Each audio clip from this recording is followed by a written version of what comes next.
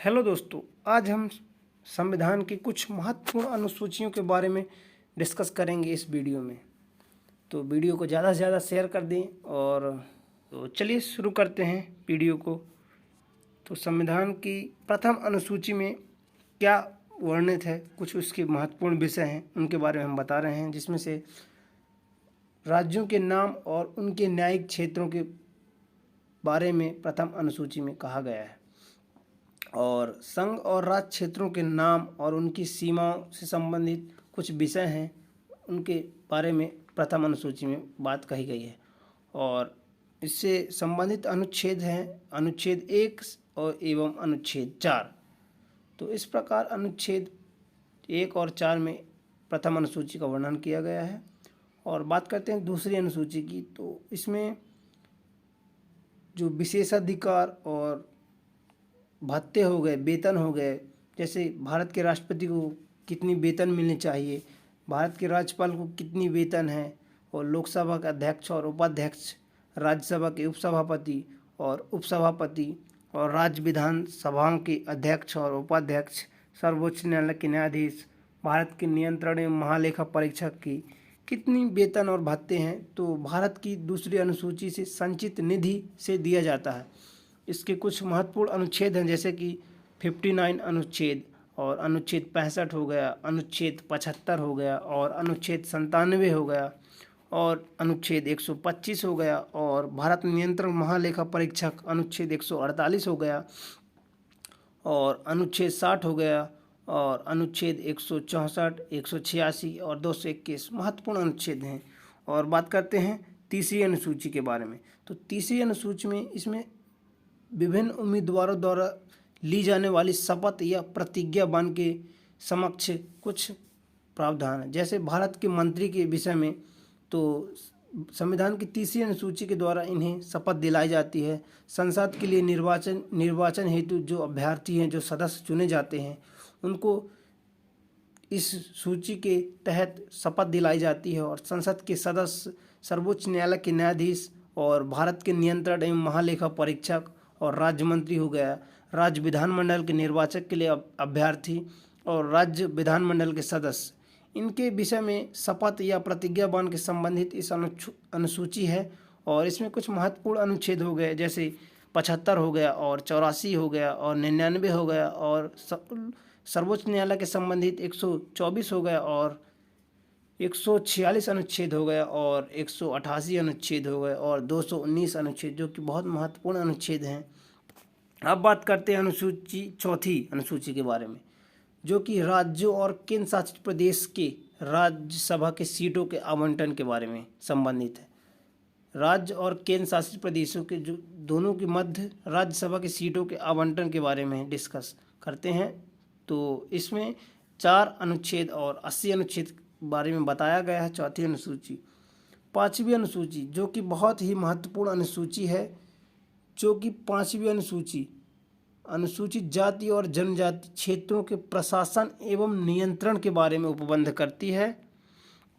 और इसका संबंध 244 अनुच्छेद में किया गया है। और छठी अनुसूची के बारे में बात करें, ये भी बहुत महत्वपूर्ण, कई बार MPPSC डायरेक्ट क्वेश्चन ऐसे पूछा करती है छठी अनुसूची से। और असम हो गया, मेघालय हो गया, और त्रिपुरा, मिजोरम राज्यों के जनजाति क्षेत्रों के प्रशासन के उपबंध में यह अनुसूची जोड़ी गई थी। और 244 और 275 अनुच्छेद में इसका उल्लेख किया गया है। और सातवीं अनुसूची के बारे में बात करते हैं, जो कि केंद्र और राज्यों के बीच शक्तियों का विभाजन करती है। तो संघ सूची में मूल रूप से 97 विषय थे, जो कि वर्तमान में 98 विषय हैं। रक्षा, विदेश, संचार, डाक आदि विषय हैं, जो कि 246वें अनुच्छेद में आपको देखने को मिल जाएगी। और राज्य सूची मूल रूप से 66, मगर फिलहाल 59 विषय हैं। पुलिस, स्वास्थ्य, कृषि, स्थानीय सरकार से जुड़े कुछ महत्वपूर्ण विषय जुड़े हुए हैं।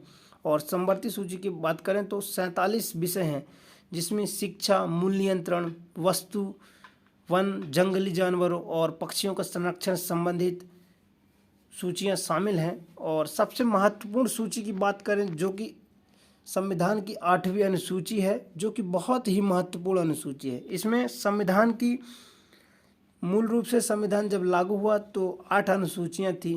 तो मूल रूप से 8वीं अनुसूची जो कि भारत के संविधान में भाषाओं को लेकर चर्चा में रहती है। इसमें मूल रूप से मूल संविधान में 14 भाषाएं थी, जो समय समय पर इसमें संशोधन होता गया और वर्तमान में अभी आपको देखने को 22 भाषा मिल जाएंगी। तो इसमें बात करते हैं कुछ महत्वपूर्ण भाषा, जैसे असम हो गया, बंगला हो गया, गुजराती हो गया, हिंदी हो गया, कन्नड़ हो गया, कश्मीरी, मराठी, मलयालम, उड़िया, पंजाबी और संस्कृत और तेलुगु। ये मूल रूप से संविधान में भाषाएं थी। और इसमें 21वें संविधान संशोधन अधिनियम 1967 द्वारा सिंधी भाषा को जोड़ा गया और 71वें संविधान संशोधन 1992 में कोंकणी और मणिपुरी और नेपाली को जोड़ा गया और 92वें संविधान संशोधन अधिनियम 2003 द्वारा बोडो, डोंगरी और संथाली को जोड़ा गया। इस प्रकार आप देख सकते हैं कि अब तक 8वीं अनुसूची में 3 बार संशोधन हो चुका है, जो 1967, 1992 और 2003 में हुआ। ये मूल संविधान 8वीं अनुसूची का वर्णन 344 अनुच्छेद और एवं 351 अनुच्छेद में आपको मिल जाएगा। अब बात करते हैं 9वीं अनुसूची की।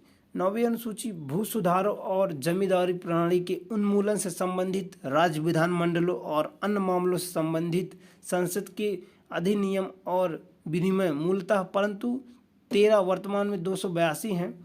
इस अनुसूची में 1951 में संशोधन किया गया और कहा गया कि उल्लंघन के आधार पर न्यायिक समीक्षा से बचने के लिए जोड़ा गया।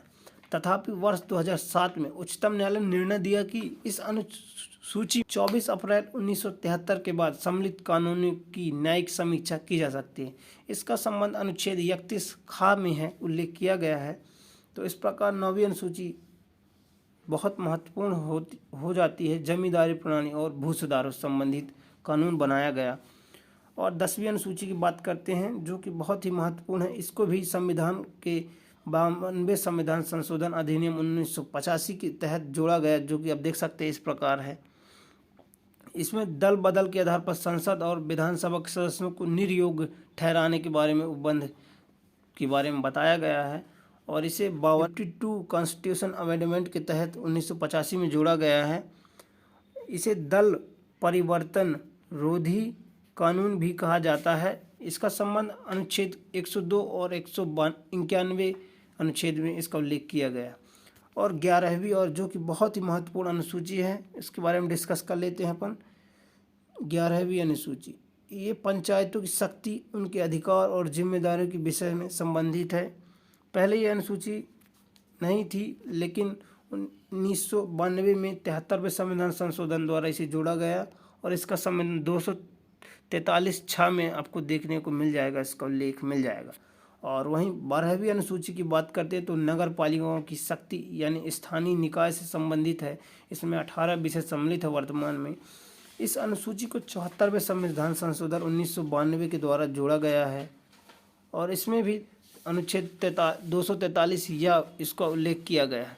तो इस प्रकार देखते हैं 10 अनुसूची हो चुकी हैं, जो कि बहुत ही महत्वपूर्ण अनुसूचियां हैं, जो कि कई बार आपके SSC, MTS, CGL, MP police और भी बहुत सारे कॉम्पिटिटिव एग्ज़ाम के लिए महत्वपूर्ण है। नमस्कार।